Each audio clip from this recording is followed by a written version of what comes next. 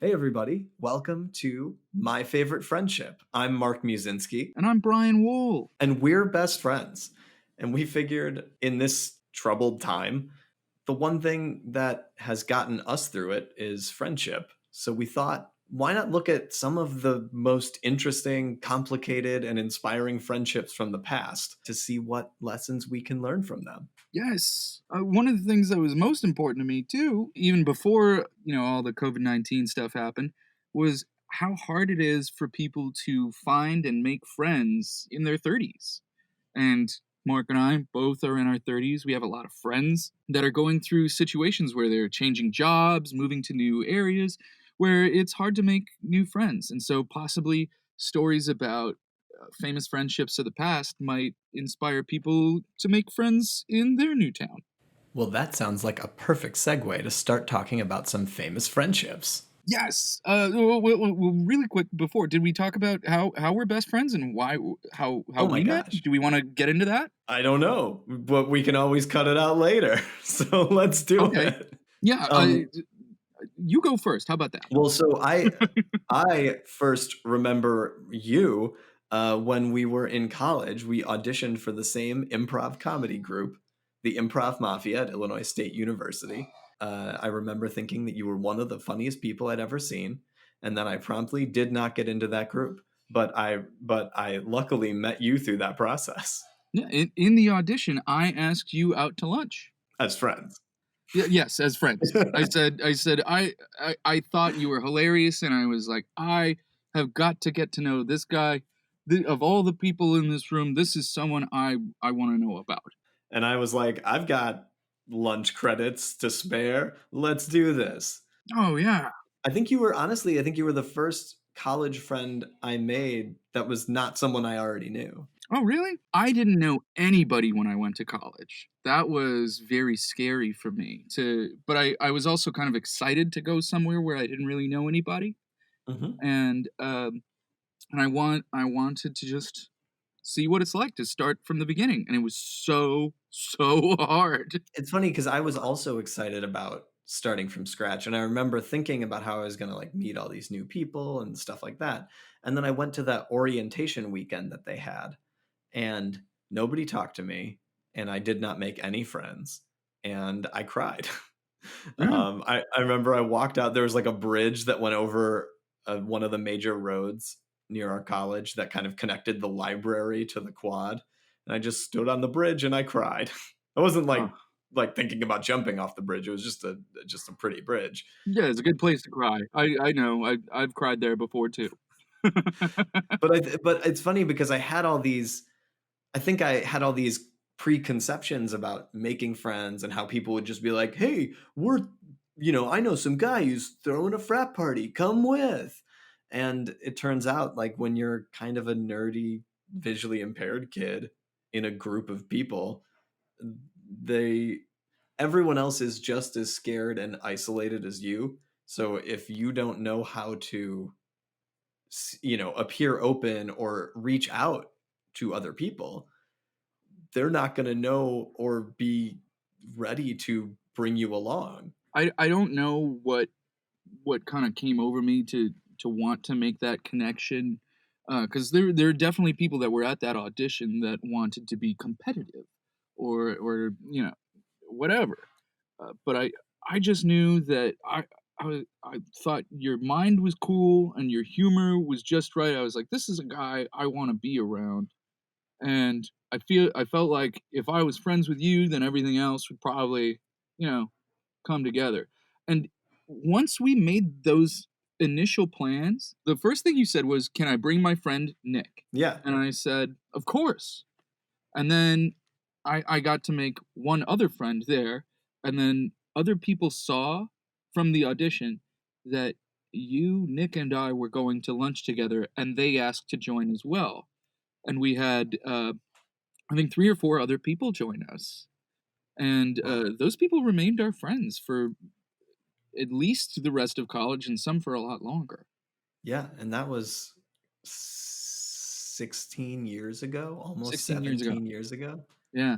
16 years ago, yeah. Yeah. So Friendship works. Friendship It works, you guys. it's so hard to put yourself out there, and putting yourself out there, to someone that you admire, you know, is hard enough, but someone who you've admired for a long time is really hard, and that's where our first friendship comes in. Mark, I have a friendship to bring today.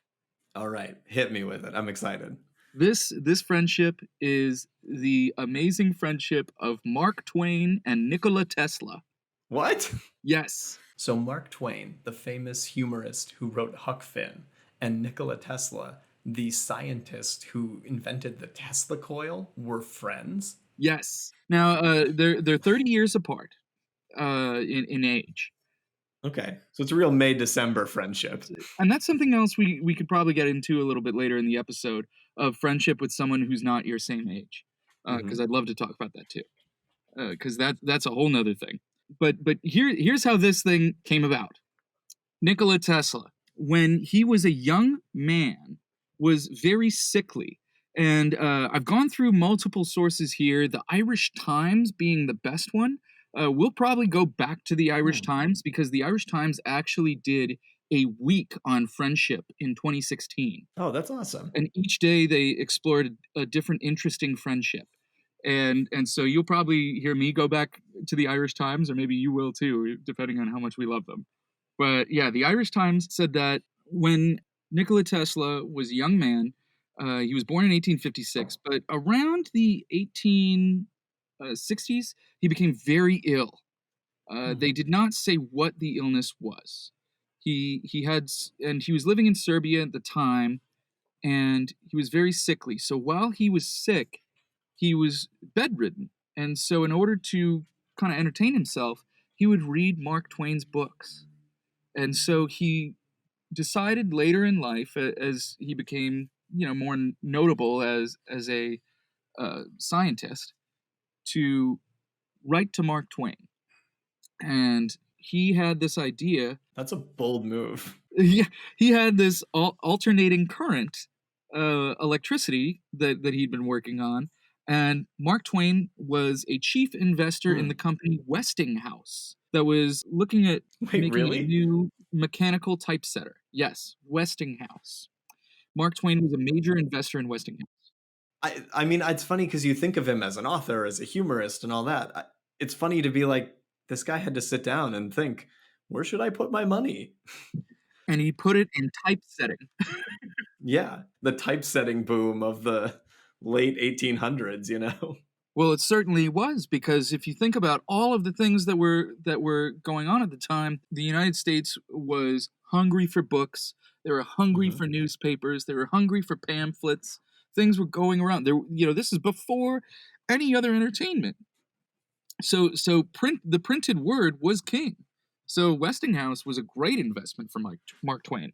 So in the 1880s, Tesla started working on a motor for Westinghouse, and Mark Twain recognized that that motor was superior to James W. Page, which used a direct current for the Mhm. typesetter. So Mark Twain was already taken with this young man for writing to him, but then even more taken with him by his amazing abilities as machine builder and inventor of electricity, or of alternating current electricity. Sure.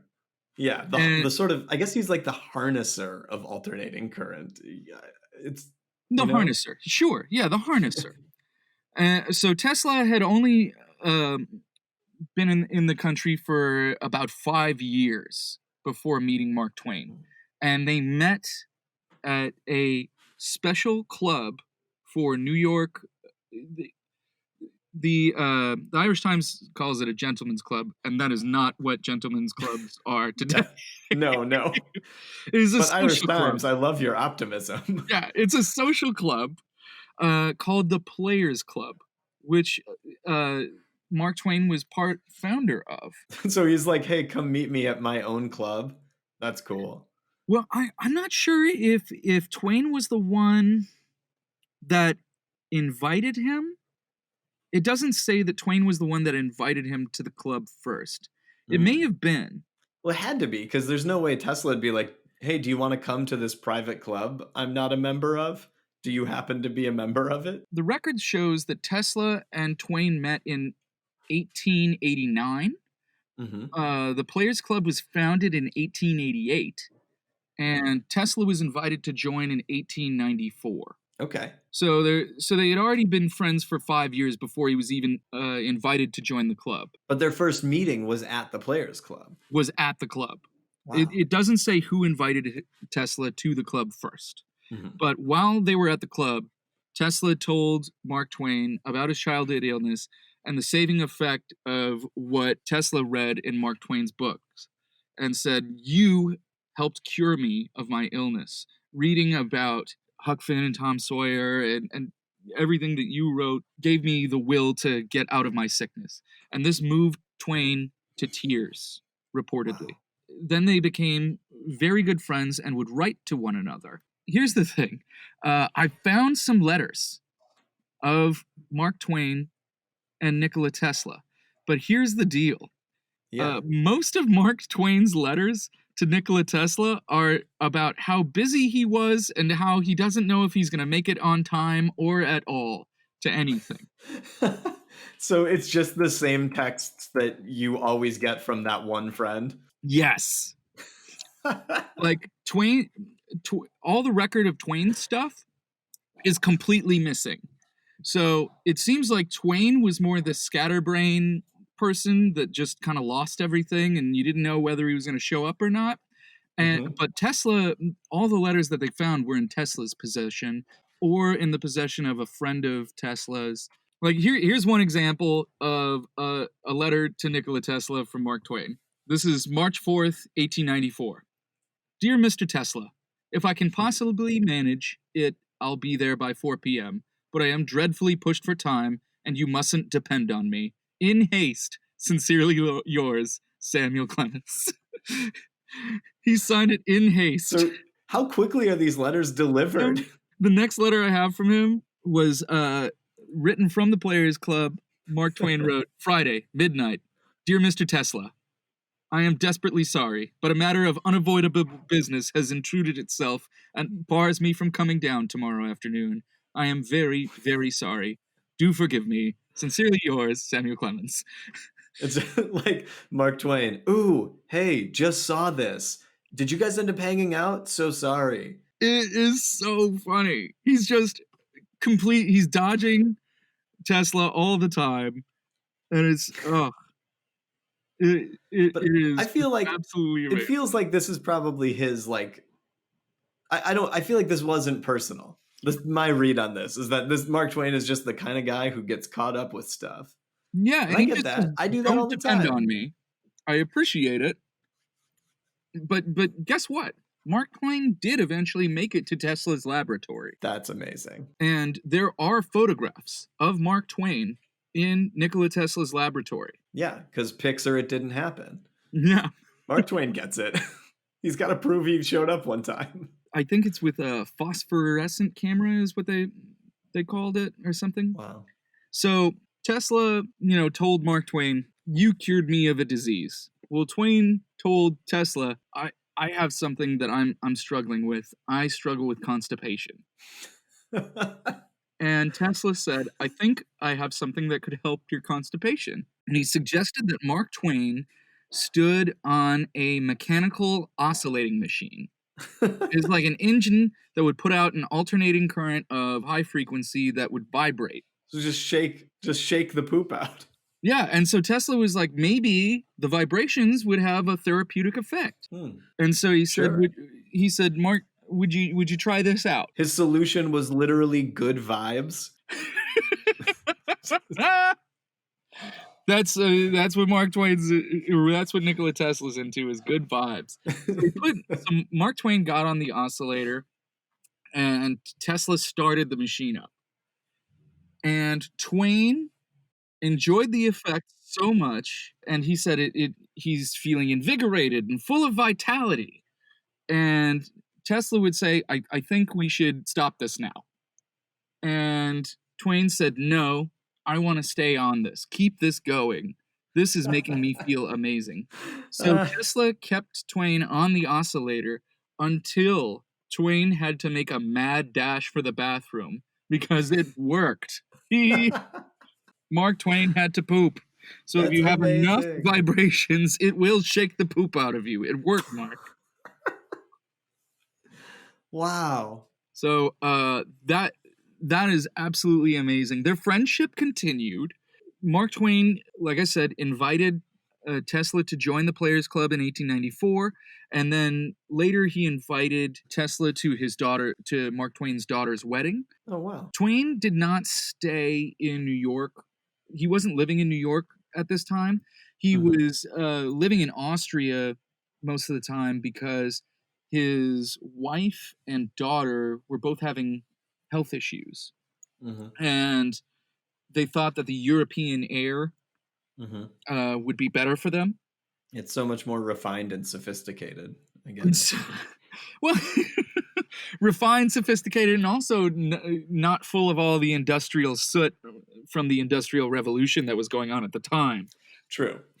So, so Twain was like, "Oh, let's go over to Austria," and I found a letter here from November 17th, 1898. Twain wrote to Tesla, "Dear Mr. Tesla, have you Austrian and English patents on that destructive terror which you have been inventing?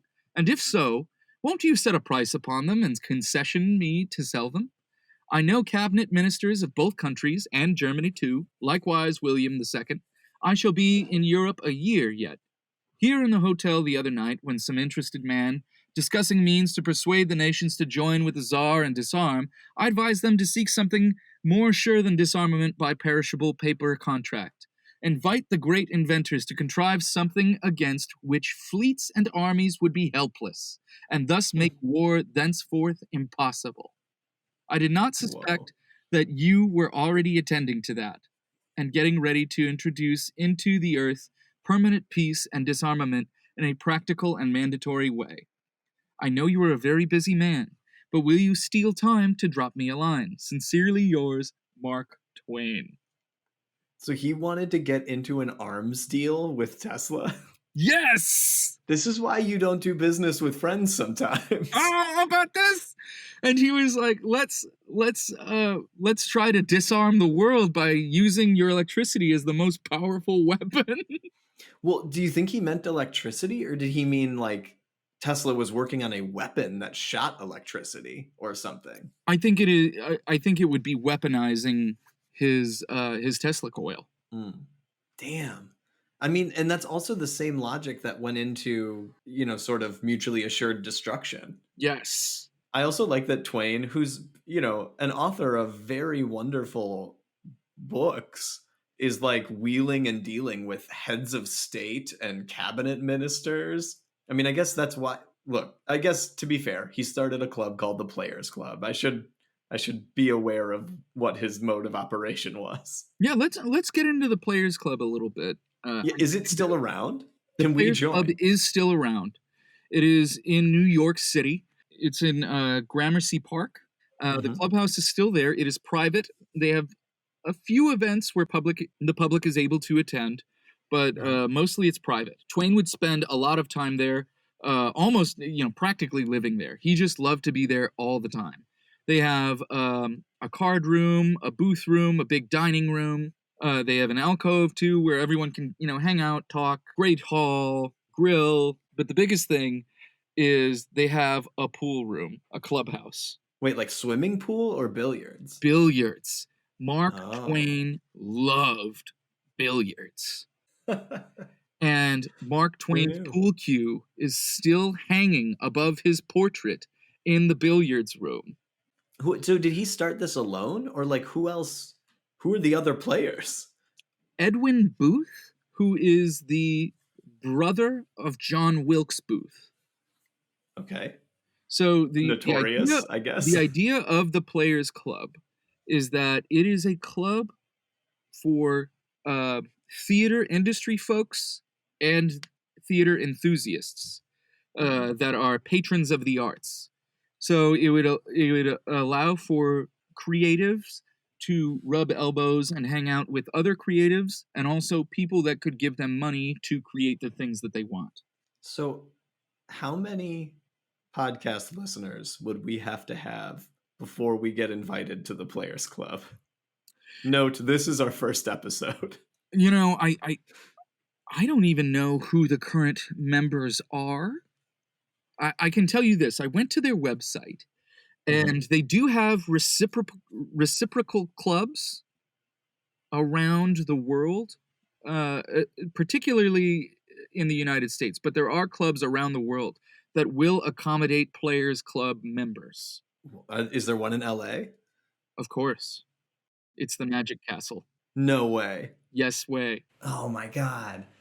Oh, the Magic Castle, for those of you who don't know, is a private magicians club in LA that, if you know a magician, you can get in and see some of the most amazing magic shows in the world. And apparently, the Players Club members can too. Players Club members are able to contact the Magic Castle, let them know if you need to go to a reciprocal club, you're supposed to request a letter of introduction from the administrative office of the Players Club, and then they Hmm. will send a letter to whatever club that you are going to, and they will introduce you, and you will be Wow. taken care of.